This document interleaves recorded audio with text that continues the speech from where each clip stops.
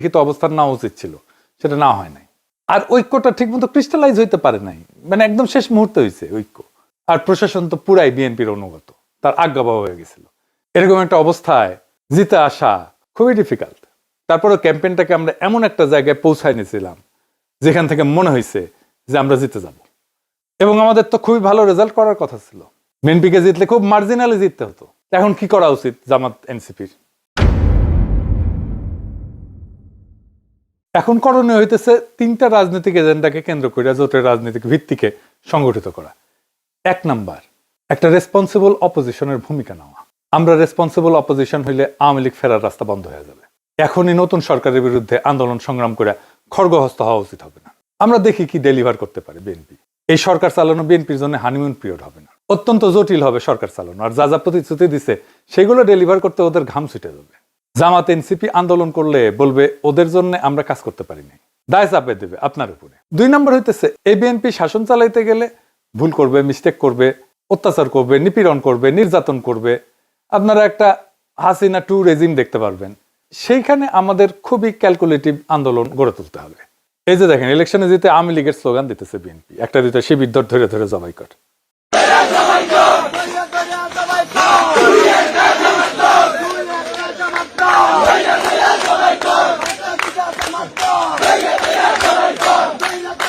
বিজয়ের উল্লাস চলতেছে দুবাই স্কুল।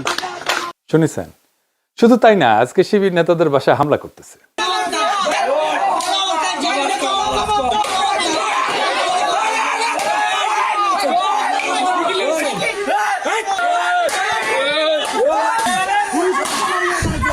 বিএনপির সন্ত্রাস,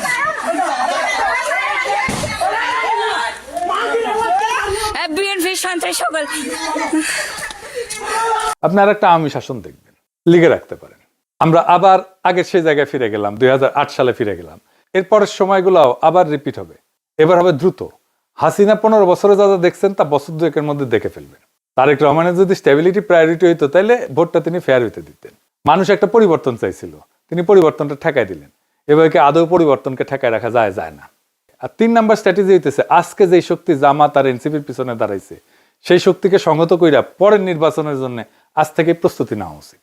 এই নির্বাচন কিন্তু দেখাই দিল যে বাংলাদেশ এখনো গণতান্ত্রিক পরিপক্কতায় পৌঁছায়নি, কিন্তু এই ভোট প্রমাণ করলো একটা বিকল্প শক্তি উঠে এসছে। এই শক্তিকে আর থামানো যাবে না।